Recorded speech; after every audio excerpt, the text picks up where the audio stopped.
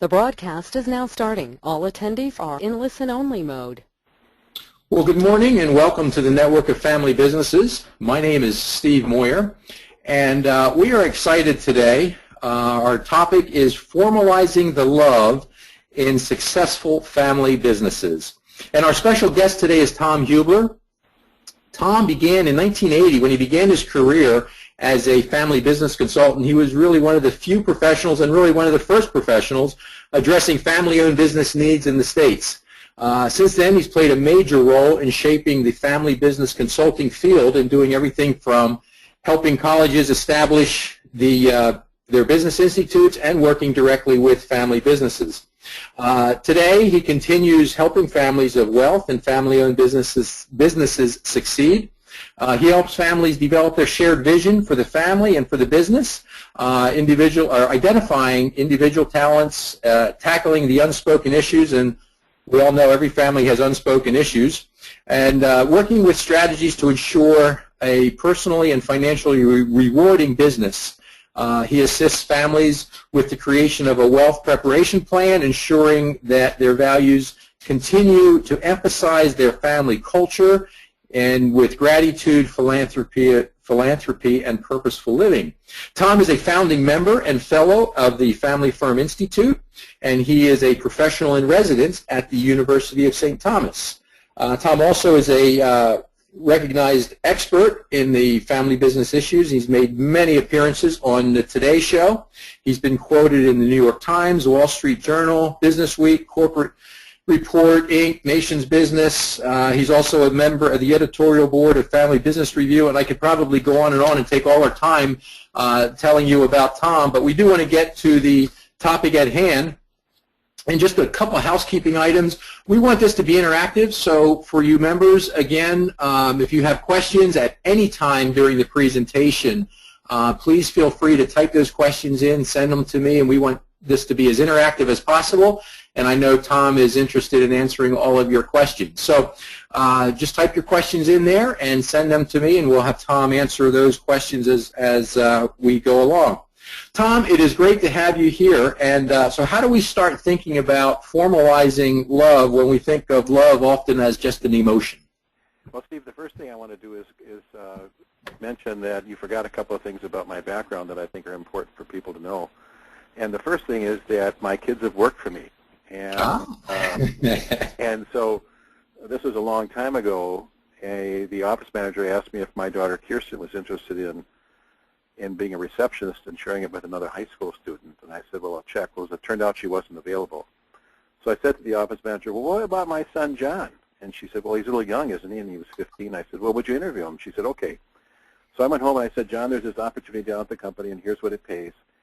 And he got all excited because it paid more than fast food. And then I said, well, John, I'd like to suggest you wear a shirt and tie for the interview. And, and I said, well, you handle it however you want it. Well, anyway, he got down there, and he was hired on a one-day probation. He ended up working the whole summer, and he did light typing, and he answered the telephones and corrected some of the tests we used. He did a great job. But on the home front, when we come home, my daughter said, he took my job. I said, what do you mean he took your job? You weren't available. and she was going to the University of Minnesota in a special program for high school minority students to get them into science careers, and being paid to go there. And so when we come home, John would say, well, he took me out to visit a client, then he took me out to lunch. And I thought, holy smokes, I began to realize and understand about family-owned businesses in ways I never imagined. And currently, my wife and I work together, and so that's another kind of dynamic where we're out to dinner, and all of a sudden I'll say, well, what about this client or what about that client? She'll say, well, I'm not working right now. I said, well, you're not working. So I've begun to understand about family businesses in ways I never imagined over the years I've been working with them. And what I want to talk about today, and I really do, as Steve said, want to have an interactive sort of experience, and it is more fun for me when people ask questions. And so if you have questions, I'd be glad to respond to them. But what I want to do today is talk a little bit about structure and formality as it applies to family-owned businesses. And from my perspective, that's what creates the success of family-owned businesses. And the first slide here is the Jones family. We're going to talk a little bit about the Jones family. And this is client. This is a real client, but a fictitious name. And it's a business that was started in 2008 by Jim Jones and his son, Sean. So you can see Jim there right in the middle, and right below him to the right a little bit is his son, Sean. And they started the business in 2008. It's a construction business, and started at the beginning of the recession. And in spite of all of that, the business has grown to about $7 or $8 million in revenue, and they've got about $600,000 or $700,000 of profit each year. So they're doing pretty well. But the family is in disarray, and the spouses both work in the company. So Jim's wife, and she's way down at the bottom, her name is Annie, and you have to kind of follow the marital line down around there, and you'll see Annie. And Annie and Sean's wife, Jane, are not talking. And Jane and her husband have locked Annie out of the office, and so that Jim's feeling isolated, and so all kinds of bad things have been happening. And so one of the ways that we worked with them is to help them organize and develop structure and formality that would affect both their business and their family relationship, and that's what we're going to talk about today. Great. So I pushed the button here, and there we go. there we go. So these are my versions of the classic circles in family-owned businesses, and for people who are not involved in a family-owned business, these circles don't even interact with each other, but they do influence each other. And the ideal is in the middle there, where there's a balanced system. But oftentimes in family business, there's too much overlap, and that's the reason that there's so many problems in family businesses, because of the lack of boundaries between the family and the business, or there's too little overlap. And so the goal is to be right in the middle. And the way you do that, I think, the way you create balance in family-owned businesses is to have structure and formality. So I got it. okay. Sorry. So the overlap is both the strength and liability, and the goal is to create a balance between these two systems. And I said balance is created by structure and formality, and clients say to me, Tom, we don't need all that structure and formality because we love each other. And I say it's because you love each other that you need structure and formality. And so that's a lot of what we do in our work with family-owned businesses, is to help them develop the structure and formality that's necessary to be successful. And the way we do that is to have family meetings. And there are three types of meetings you need to have in family-owned businesses. And oftentimes when I talk about inviting the whole family into the process, people say, well, wait a second, they don't work here, and blah, blah, blah, blah. And I say, well, there are three types of meetings you need to have in a family-owned business. You need to have business meetings and employee meetings, and only people who work in the business get to go to those meetings. And then the second type of meeting you need to have are shareholder meetings, and only people who are shareholders and members of the board get to go to those meetings. And then the third type of meetings are family meetings, and family meetings are designed to deal with and manage the boundary between the business and family relationship.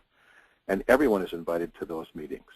So family meetings are the key, and the research on this is that the family meetings are the key to successful family-owned businesses. So, Tom, a quick question on that. Because I've had folks tell me already in some of the work that I've done is, well, we don't have time for all those meetings. And the other one I get sometimes when you're talking about the family and the extended family is, well, our family's scattered across the country and we really can't get together. How do you help them work through those issues? One of the things I say to people is that, you know, in addition to owning, managing, and operating a family-owned business, which is a full-time job, if you're in a family business, you also have an additional part-time job, which is managing this boundary between the family and business and having family. So if you're going to be successful, if you want to be successful, you have to be able to do that. And oftentimes, what happens is that family businesses spend all of their time and money and talent on the business side of the equation, and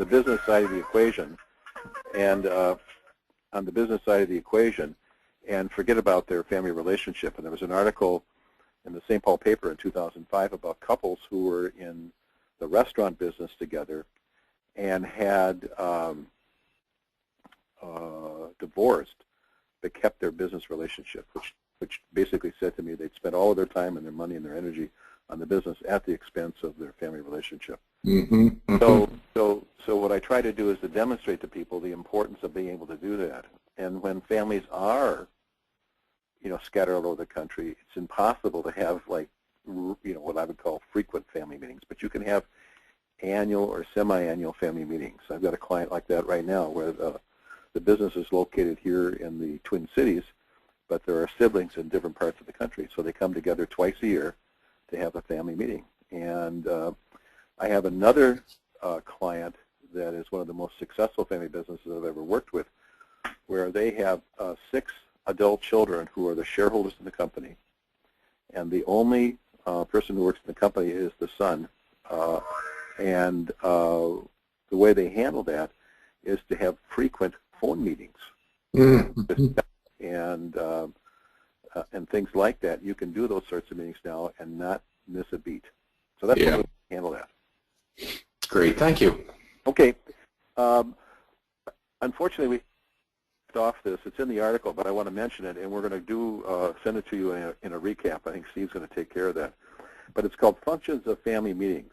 And I want to review these functions. There's about 10 of them. But the first one is that family meetings create balance between the two systems, and that's an important part.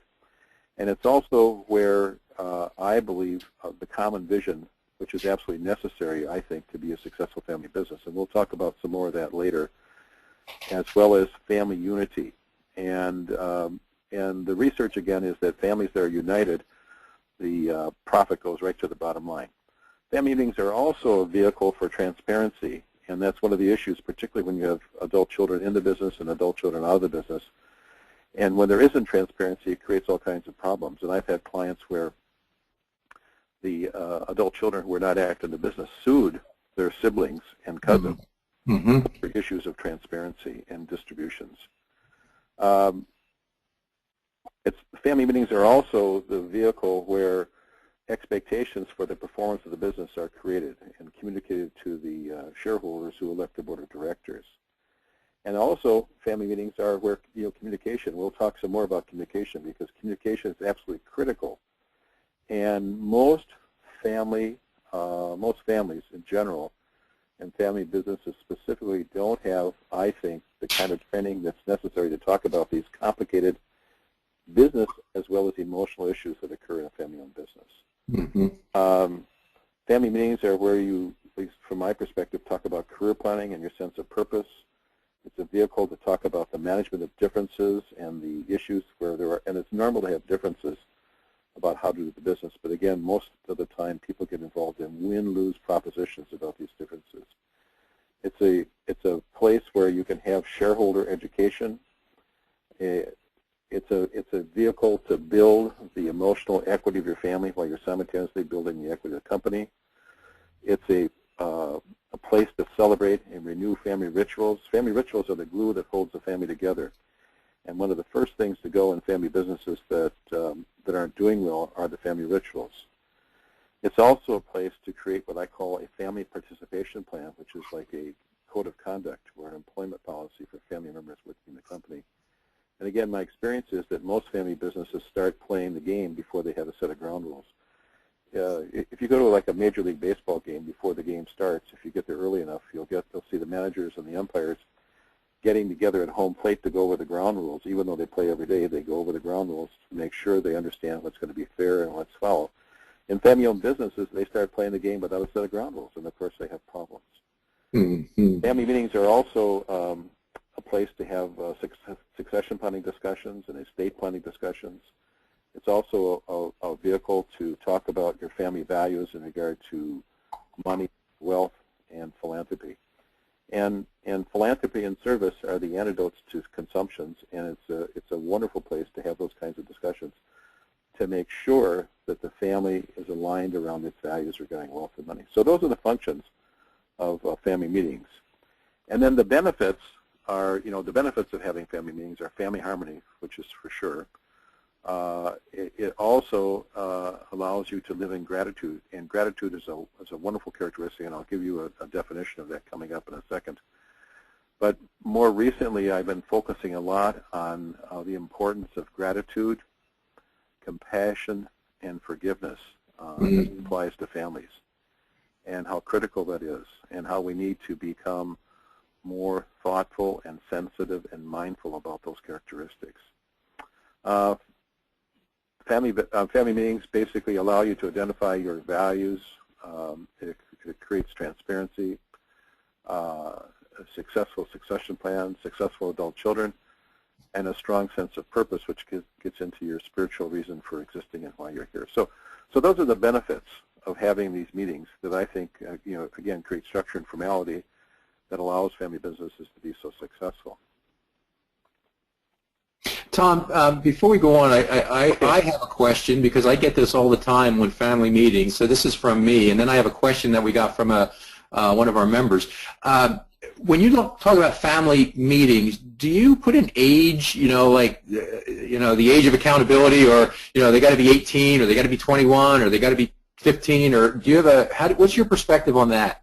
I think to me, it's a relative thing, and it kind of depends on the kids and the family. But one family, I was working with, we had this is the family I mentioned earlier where there were 6 adult children, and the father is still alive, and he had all of his adult children down for a family meeting in Arizona, and each of the adult children brought their children, grandchildren, and so in addition to the regular family meetings, we had some meetings that I conducted with the teenagers.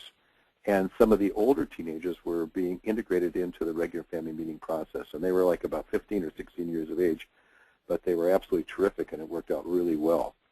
And this is a 100-year-old or close to 100-year-old family business that's been very active over the years, very active in family business education. So it worked just fine. Some other families, it's like they have to be 18 years. It all depends on the family and what they want and how it would work for their family. Yeah, no, good point. Here's a question that we got from the membership. What are signs that the balance, quote unquote, is off? The balance between family and business?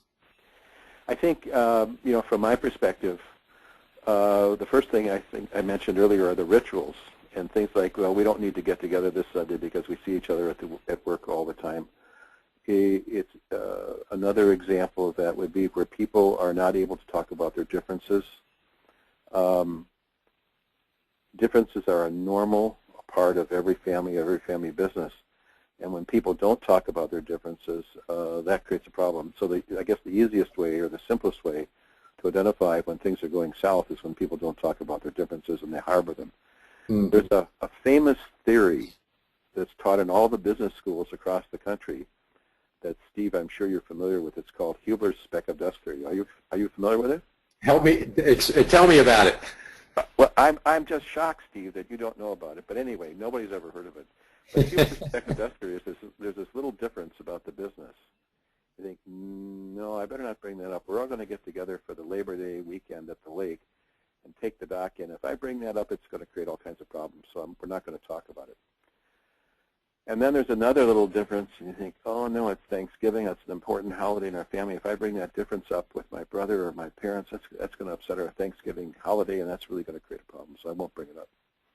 And then there's another little difference, and it's about the business, and it's the Christmas holiday weekend, and it's the most important holiday in our family, and if I bring that up, it's really going to create a problem. So what happens is people inadvertently create the very problem they're trying to avoid by not talking about their differences. And so the family skills, which leads into this next segment here, the family skills that are necessary from my perspective, for having these family meetings and talking about all this stuff, I take from what's called the collaborative team skills, which I consider to be one of the best programs of its type in the country. And but here are the skills that are necessary, I think. Talking skills, which we'll cover in a minute. Management of differences, which is problem solving. Listening, which is a critical skill. And then forgiveness. This is another area where I see families going south. They don't forgive each other. Families that are successful, family businesses that are successful, are able to forgive each other. And I wrote an article that was published in the Family Business Review called Forgiveness as an Intervention in Family-Owned Businesses.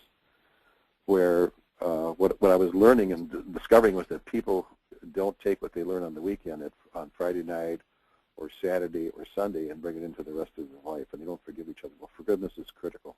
And then lastly, gratitude, living with a sense of gratitude for the blessings that we have is really important, particularly family businesses who are successful financially.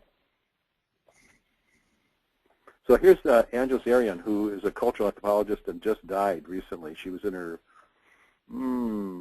late 70s. And she says gratitude is the recognition of an unearned increment of value in one's experience, the acknowledgement of positive things that have come our way that we did not actively work toward or ask for. So living in gratitude is really important, I think. And part of the way, like I've done that with my own grandkids, I was telling Steve before we started, but I've got eight grandchildren.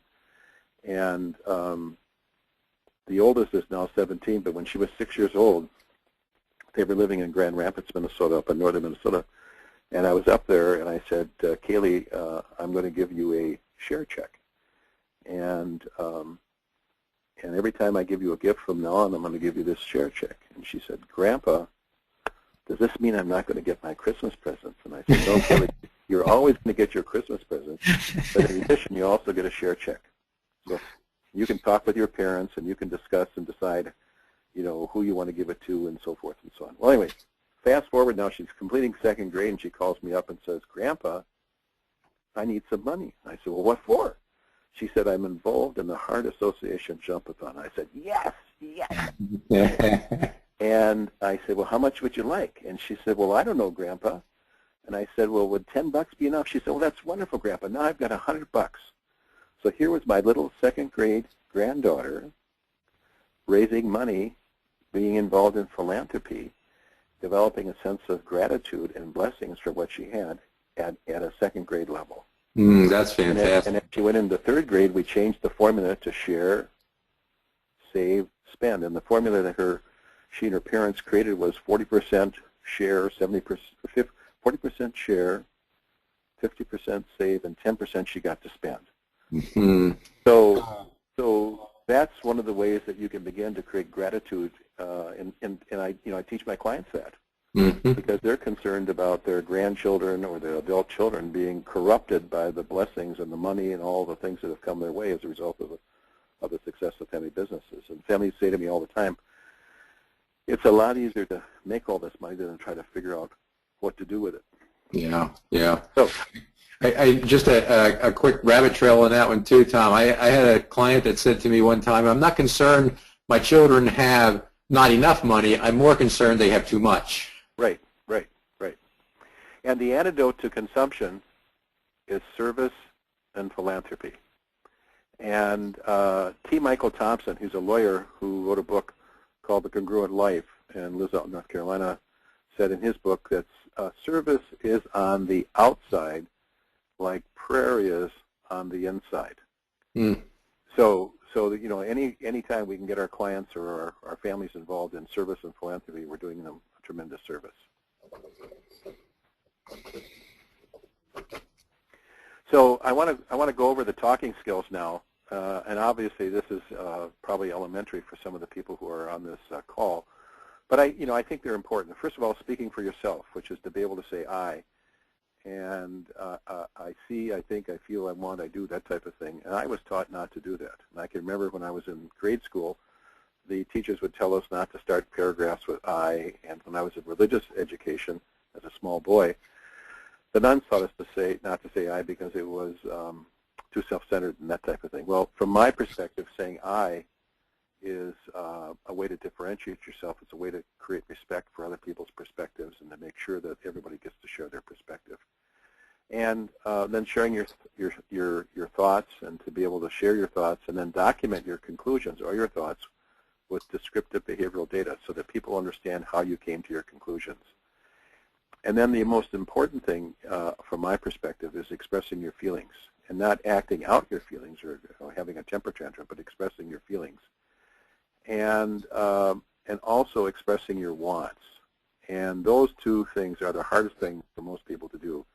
And that's the reason most communication breaks down in most families and most family-owned businesses, because people have a very difficult time expressing their feelings and wants in a positive way. Mm. And when I was, again, when I was a kid, we used to go over to our relatives, and I was taught not to express my wants, and we'd go over to our relatives, and we'd sit down in the living room, and there was chairs and sofas and a coffee table, and on the coffee table was a candy dish. And I said immediately, I want a piece of candy. And I was told it was more polite to wait till it was offered. So I waited and I waited and I waited, and then I got married and I waited and I waited and I waited. When I thought she loved me, she'd know what I want. and of course the fight would be on. And that's what happens in family-owned businesses. People have expectations about what they want from each other, but they don't tell each other. And as a result of that, there are frustrations and hurt feelings and all those sorts of things. Mm-hmm. And then the last thing is to be able to share your actions. And so those are the talking skills.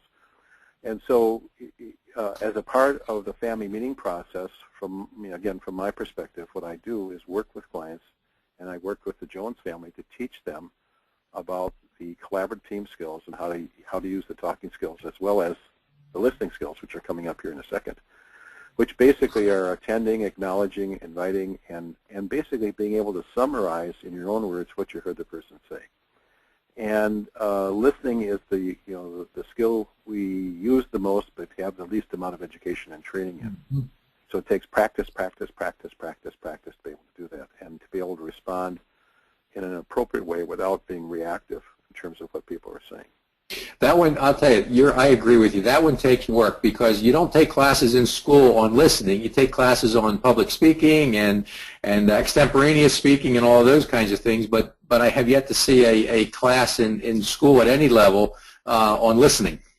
I went through 18 years of education, including a couple of years of professional education, where I was being trained to be a family therapist initially, and I never had a class on listening. I couldn't believe it. Yep. And it wasn't until I got out of school and met the fellow who created this collaborative team skills, Sherrod Miller, that I began to understand what listening was all about. So, and then the last set of skills that I want to mention, here's the Angeles Arians. Angeles Arian, as I mentioned, is a cultural anthropologist who just died, and she lived out in Sausalito, California, and her first book was called The Fourfold Way. And one of her axioms was be able to speak your truth without judgment, criticism, or blame. And so the goal here is to be able to speak whatever is in your heart, but do it in a way that's positive. And then her second thing, in order to avoid conflict, she says, say what you mean, do what you say, and say it is so when it is so. So if Steve, you and I are having a rift between us, I don't wait for 6 months or a year to bring it up to you. I say it is so when it is so. Mm-hmm. Free, like 1 day, 2 days, or 3 days at the most before you bring it up. Don't let the sun go down on your anger. That's right. That's exactly right. And then here's this thing about managing differences. Basically it's about a 9-step process to manage differences, but basically it's define the issues, make a commitment or a contract to work the issues, understand the issues completely, identify what you want for the boss, and I'm going to go through the boss with you in a minute. Whenever I mention the boss in the context of family-owned businesses, everybody thinks I'm talking about their parents, and I'll explain it in a second. And the idea is to generate options, and the idea is that when people have differences of opinion about what to do about something, when they each have a different perspective or a different perception about how to solve the problem, the idea is to take the best of their options and create a third or a fourth way that's win-win rather than win-lose. And this model is designed to get you that, and to create an action plan and to test it and to evaluate the outcomes, so that we're creating win-win as opposed to win-lose solutions to problems. Mm-hmm. And then I mentioned the article on forgiveness, which is, again, if people are interested, it's on my website, Forgiveness as an Intervention in Family-Owned Businesses. But forgiveness is where you create a new beginning, and it's impossible to live in a family and not step on each other's toes once in a while. It happens all the time. And so forgiveness creates a new beginning. It creates a feeling of relief, and to accelerate the forgiveness practice, you have to develop, to accelerate forgiveness, you need to practice gratitude. So forgiveness is critical, I think. Yeah, no, that's a very valid point. Here's a question. It actually, I think, reflects back on when you first introduced this concept of forgiveness. But how do you process, let me get this right here, how do you process within the family when I can forgive, I just don't trust? Well, what happens is that's the new beginning.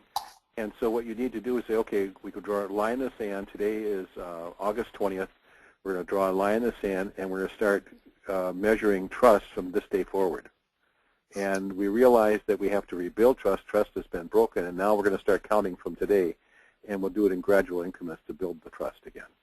That's how I generally deal with it. Mm-hmm. Yeah, and that is a process. You're absolutely right, because sometimes we just don't forget some things, even though we say we will. Right. I don't think you have to forget things. What you have to do is to forgive and then place it on a shelf so it can take its appropriate place in history and not be, and the reason you're doing the forgiving is for yourself, not for them. And the purpose of forgiveness is to create inner peace inside of you. And that's where compassion and gratitude come in as a stimulus for those things to occur. So the reason to do forgiveness is for your benefit, not for other people's. Good point. And here's some of the actions that we did with the Joneses. In addition, one of the things that's not on our list here, but it's basically we got together and went through the collaborative team skills, and it's a 12-hour program that we did in about 8 hours. But in addition to that, I got together with the two women. I got together alone and had what I call an expectations discussion. And I believe that all relationships are bilateral. And what I mean by that is that we all need each other to complete our roles in life. It's like a movie star couldn't be a movie star if there wasn't a supporting cast. And so the meeting with the two women it starts out with one saying, in order for me to be a good co-worker, I expect you to do or continue to do. And the other one responds, in order for me to be a good co-worker, I expect you to do or continue to do. And they identify 10 things, and like for instance, if the first one was respect, we'd go back to that and say, okay, what are the behaviors that you would define as being respectful? Mm-hmm. That person needs to know them so they can use them to evaluate, and the other person needs to know them so they can decide whether they're going to do them or not, and we might negotiate. And after the second person said it, their first one was, in order for me to be a good coworker, I expect you to love me. And we defined love and what that was, and maybe negotiate that also. And the second thing that we did with the Joneses was work on their buy-sell agreement. They did not have a buy-sell agreement, and we referred them to an attorney to help them construct a buy-sell agreement. And they'd had several drafts that they had conducted, one off the web, one off the internet, and but they didn't have a functional buy-sell agreement, so we got that organized. We helped them share a common vision, which I'll share with you and talk with you about in a minute. We just completed working with their account. We got them a new accounting firm who could help them develop a financial exit strategy for Jim, who is about 60 years old. We got them organized around a business plan. We got them leveraging their 401k contributions, and we've got everybody talking again. So we did all of that through family meetings and formalizing things through the family meeting process. One of the things that I think is critical in a family-owned business is having a common vision. And when I think about how you create unity in a family, I was taught that the way to create unity in a family is to compromise. And when I compromise, I feel terrible, so I don't recommend compromising. And the second thing I was taught from a religious perspective, if I wanted to have unity, was to give things up. And when I give things up, I feel worse than when I compromise. I don't recommend that either. On the other hand, when I go to church on Sunday, and I have to reach way down in my pocket to pull some money out and put it on the plate, I feel good about that because I know I'm furthering the common good. And the same thing is true in a family business. Everyone will have an opportunity to further the common good, and everyone will have an opportunity and be called to make a contribution to the common good out of their love, their generosity, their sense of abundance, and the trust that if I make a contribution now, other people will do the same thing. So the common vision, the purpose of the common vision is it's a superordinate goal that inspires and guides the family in achieving its purpose and manifesting their values. And so the common vision really is a manifestation of the family's values about what they're trying to achieve as a family. Whoops. I just screwed up. Steve, are you there? We're all good so far. I just lost you on the on my screen. Uh-oh. I'm hearing you, so that's a good thing. Wait, it's coming. I think I accidentally clicked on my. Oh dear. Did you get it back yet, Tom? No. It says it's waiting to go to the meeting. I apologize. On the toolbar, you may find a icon for. Says, let's see here. Hold online events for big audiences. Da, da, da, da. Start your trial.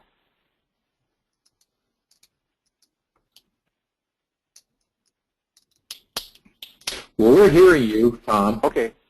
The slide that we have up right now is the common vision. Okay. Well, I've got my slides here. I have a. If you operate the slides. Okay, we can pick it up. No problem. All right. So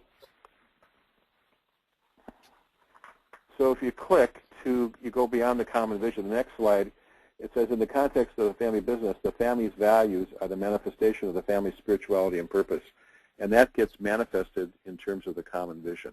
Yeah. So. Tom, can I get you to comment on a little bit on family values, because I've seen this too, especially as you get into maybe G3 or G4, and in particular, I'm thinking some politically correct in today's society versus something that maybe G1 30 or 40 years ago would not have seen as being a family value. And as those values shift from generation to generation, how does that fit into what you're talking about here? So what I do with clients when we create this is I ask them to answer 8 questions, and I give them a series of these 8 questions. And the first step is to create their own individual vision. And you'll see there'll be some examples of that coming up here shortly. And then the 6th question is, what are the family values that you would like to see perpetuated in the company? And so I ask them to make a list of those values, and then we put them on Post-it notes, and each person goes to a wall in the room, and one at a time, we take turns one at a time, posting those values and saying why these values are important. And we create a series of affinity groups, basically, around these values. And based on those affinity groups, we literally write down what the family literally creates its common family vision. So that's how we do that. Okay, great. And the next slide is and part of this is part of the reason for creating a common vision is the next slide, and it's all around what I would call positive psychology. And I was out visiting a prospective client a few years ago in western Wisconsin, and it was a small restaurant and bar, and they had an office that was no bigger than a closet. And on the bulletin board in this little office was this saying, and it goes, when I focus on what's good today, I have a good day. And when I focus on what's bad, I have a bad day. If I focus on the problem increases. And if I focus on the answer increases.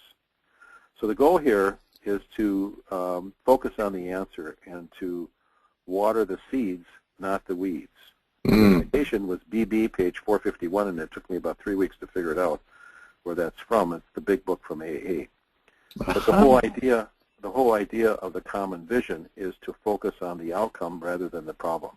So when we create the common vision, it's like an ideal vision, or it's a castle in the air that we backfill later on.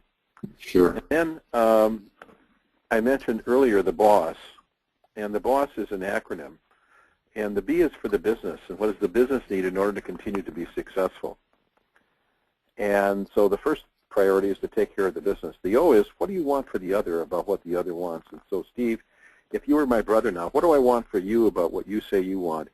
And you need to know that I'm committed to helping you get that, and vice versa. We would have a reciprocal commitment to each other's success. And that's what creates a team, is people committed to helping each other be successful. Then the first S is, what do you want for yourself? It's important to be able to articulate what you want for yourself, but you can't have a team if people only think about what they want for themselves. Mm-hmm. So that's the reason for the common vision, to unite the people and to create this umbrella around under which you can then articulate your individual wants. And then the last S is, what do you want for the other stakeholders, which I would define as the family as a whole, the employees, the customers, the vendors, the board. So our goal is to create win-win solutions that would honor the boss to help you become a vision-driven family-owned business as opposed to problem-focused. And so some examples, if you click the slides, the next one, I mentioned this, the common vision is everybody's invited to make a contribution out of their love, their generosity, their sense of abundance, and the trust that if I make one now, you will do it later. And below is the Jones common vision. And so you can see, and what I ask clients to do is to recite this common vision on a daily basis. So, so you'll see in front of you now the Jones Common Family Vision, which is the strength of our family business, is our dedication to one another, our employees, and the quality of our work. We create a legacy of integrity that is committed to acceptance, kindness, and respect for each other that allows us to grow, have fun, and enjoy our work. So they recite that every day. And then there's this family prayer for loving kindness. And the philosophy here is it's like even the like high potential like Olympic athletes use their mind to create what they want. So the family prayer is may our family be filled with loving kindness, may our family be well, may our family be peaceful and at ease, and may our family be happy. And then Jim's individual vision there, he's got his individual vision that he recites on a daily basis. And below that is family kithing. And kithing is a Scottish word that means connecting at a spiritual level. So every day he kites to the other members of the family that which they want. And kithing and the old part of the boss that I just mentioned to you are synonyms. So, so the idea is that the family, every family recites this every day, and that's partly how they understand there's this commitment to build energy and positivity into their family business relationships. And below that is the dance family, which is another example here. And on my copy, it's so small I can't read it, but you can read it yourself as you look at that. And then below that's the prayer for loving kindness, and then the dad's individual vision. And he was sneaking around his community. He was semi-retired, and he and his two sons were working together. And he and the older son hadn't spoken to each other in 4 years, despite the fact they worked side by side. And wow. Communication through their younger brother. And this is the first family I did the family forgiveness ritual with. But his individual vision was, I and my family are blessed by God's abundance. I am nourished by giving back. And he was sneaking around their community doing anonymous philanthropic things. And then the Sweeney family is a large family-owned business, like a $400, $500 million family business, where there was one son working in the business and the other siblings were not, and this is their common vision. And they had multiple businesses and family offices and things like that. And then the definition of kithing, if you go down here, the next slide is the definition of kithing. And it comes from a book called Rhythms of Compassion by Gail Straub. And she says that kithing is a conscious act of spiritual presence. It's sort of spirit to spirit. It's not psychological, it's spiritual. And kithing is to present your soul to another, and it happens through being in communion with. Another synonym for that is it's called psychic energy, and Mikhailich sent me high. Tom, can I interrupt you here for a second? Can you, we're looking at the definition of kithing on the screen right now. Kithing happens through communion. Can you give us a definition of communion? It's being in communion with another, putting your energy with their energy to help them be successful. how I would define it. Okay, great, thanks. And you'll see here there's some, again, synonyms as we talk about Csikszentmihalyi, who is another positive psychologist who used to teach at the University of Chicago and now teaches at the Claremont colleges. And what he did was, what he started out doing was studying creative people to figure out why they do what they do, and he came up with this thing called the autotelic personality, which he said would be too complicated to deal with, and he created a system called flow. Mm-hmm. His books are on flow, and he said there are three things that create flow: work, active leisure time, and relationships. And when he was talking about relationships, he was talking about family relationships. And you can see the diagram, the next slide is the diagram on the autotelic personality and or where flow is. But flow is something where you can completely get engrossed in doing something and you lose track of it, and it becomes so integral to who you are that it's an integral part of your life. Well, anyway, what he says about families is really interesting, and his definition of flow almost as if it's a definition of a family business. But he said, the first one in particular, he says, an optimal family system is complex in that it encourages the unique individual development of its members while uniting them in a web of effective ties. To me, that's almost like a definition of a family business. Mm-hmm.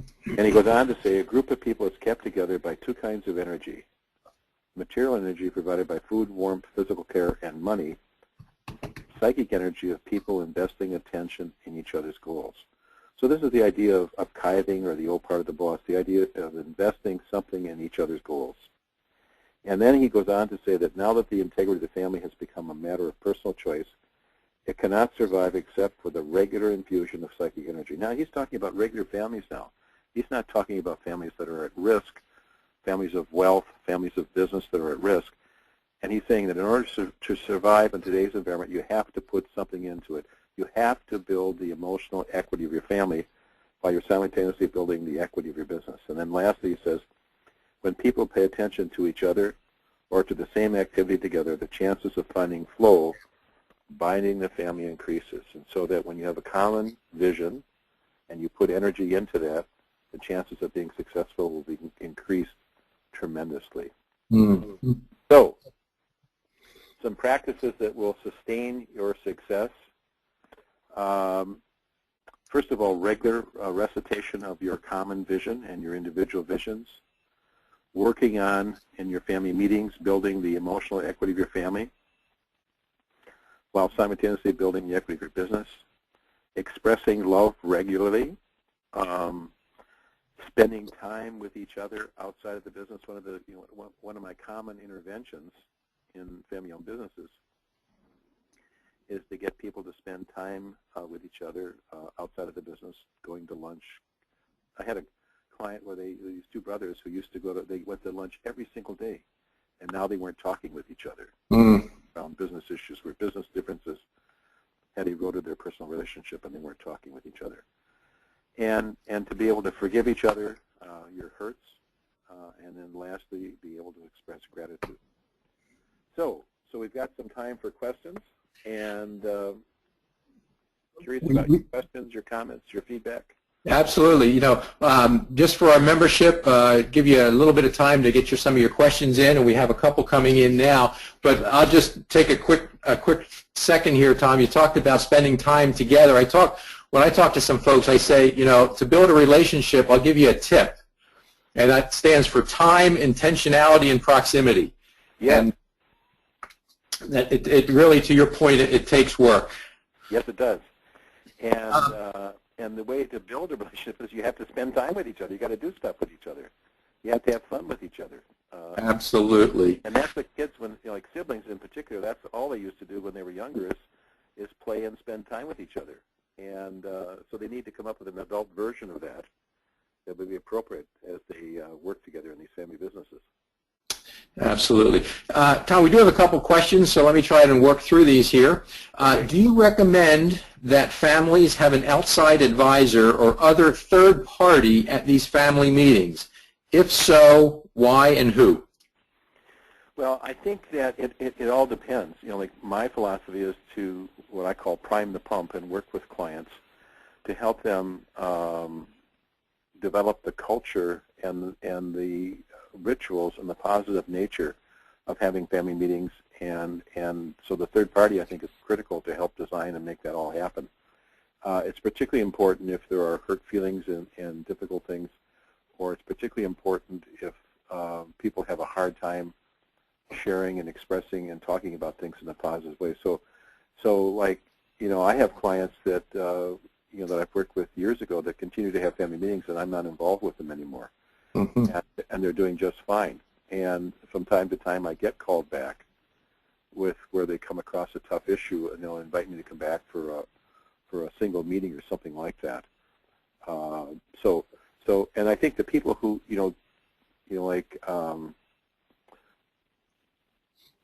you're going to select somebody, it should be somebody who has an understanding about good communication and good process, about how to help the family build a process about interacting with each other that's positive. So generally, it's somebody with some sort of a behavioral science type of a background that can help you in that regard, is what I would suggest. And there are, and there are family business people, there are family business consultant types that have all kinds of different backgrounds. There's law, accounting, insurance. And again, if you've got a trusted advisor who has those capabilities, then by all means use them. Doesn't make any difference what their background is.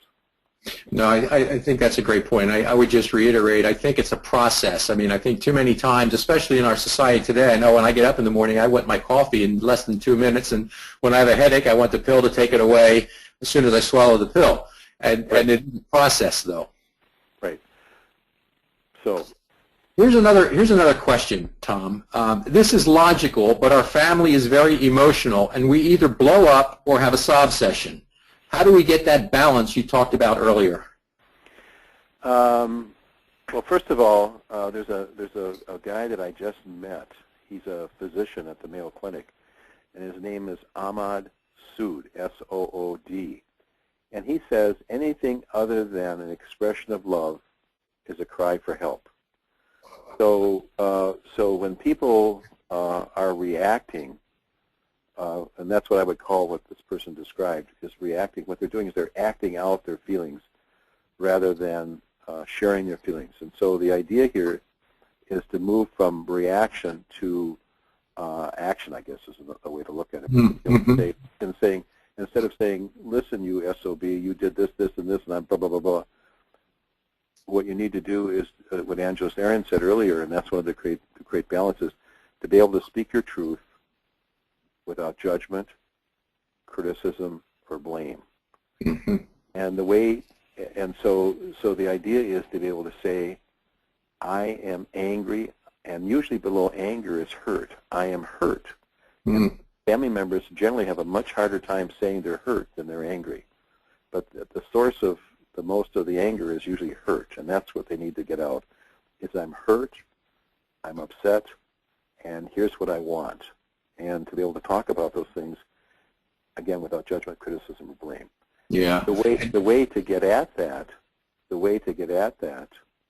generally in terms of practicing, is to develop and practice gratitude, compassion, acceptance, forgiveness, and acknowledging a higher power. Mm-hmm. And that's, so that the idea is to develop those capabilities in your life so that when you get to a bump in the road, you can respond without judgment, criticism, or blame. Good point. Good point. Here's another question, Tom. How does one introduce this concept into a family with a strong patriarch who says, we have no conflict and no issue? Very carefully.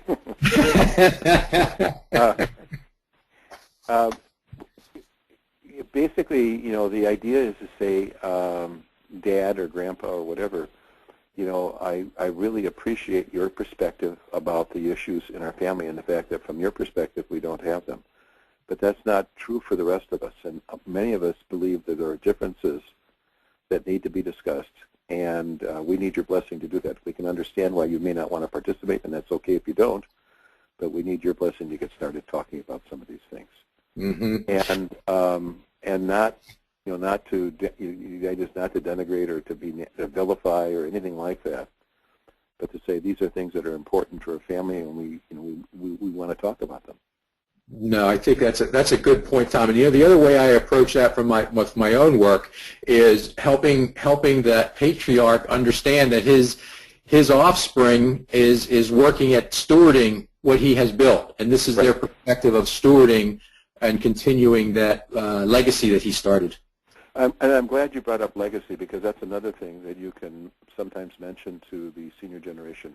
Is how because people who get into their 60s and 70s are concerned about a couple of things. Well, there are actually four things that I think people in their 60s and 70s are concerned about. They're concerned about economic security. They're concerned about their health. They're generally concerned about family unity. Nobody wants to be in their 60s and 70s and have their business or be torn apart by financial differences and so forth. And then the last thing they're concerned about is legacy, which has to do with their gift to the future to help others find future success. But also another aspect of legacy is how you're going to be remembered.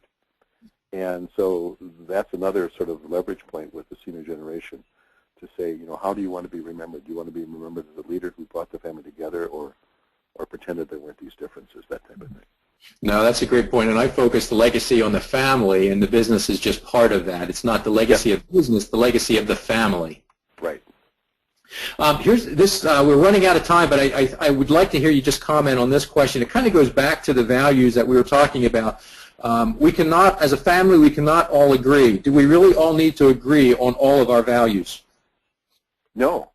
I mean, I think that one of the things that is important, I think, is diversity, and that that I would hope that a family could have a culture where there's diversity about different things, whether they be economic things or religious things or family things or whatever, but that's okay to have diverse perspectives. And the idea is to create win-win solutions to manage those differences in a positive way in the mutual interest of whatever your common vision is.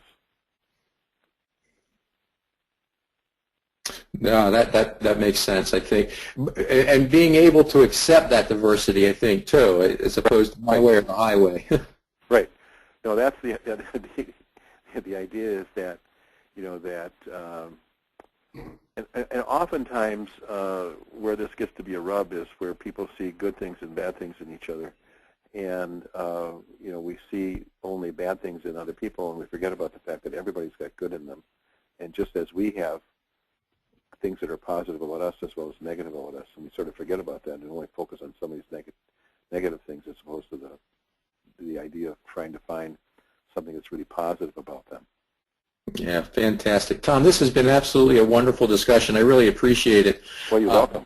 I'm just thinking here of a couple of things that I know every member could really start working on this afternoon yet, today, and that is really looking at examining the balance that you talked about between family and business and what those boundaries are. And I think I would challenge all of our membership on this call to, and as they listen to the podcast, to really start examining that and understanding where they are. Yes. The other piece that I think really jumped out at me is creating that family vision and getting in the habit, and I'll call it that, of reciting that vision. I never really put it in the perspective of kind of reciting it every day and at every meeting. That's a good reminder of keeping it right in your forefront. It's right forefront in your mind. It becomes a part of who you are, and all of a sudden it actually happens. Fantastic. And the other one, I guess, as a takeaway here is reiterating that age-old thing of communication. We can never do it better, and there's always work to do and continue to grow in that whole concept of listening and speaking and being critical as you defined it. So that again reiterates that for me. Yep.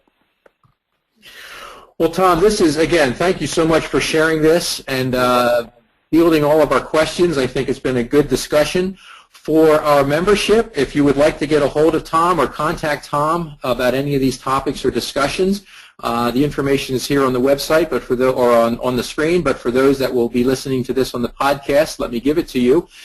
You can contact him through the Network of Family Businesses, or his phone number is 612-375-0640. His email is tomh@thehublergroup.com, and that would be THEHUBLERGROUP And his website is www.hublerfamilybusiness.com. And so we really appreciate everyone's participation. And again, as a reminder, our membership will be able to see this in the archives and listen to it on the podcast presentation. My name is Steve Moyer. Thank you for joining us today. And remember, it's all about the network, helping families build their legacy. And once again, Tom, thank you very much. It's fantastic. You're welcome, Steve. Thanks for having me.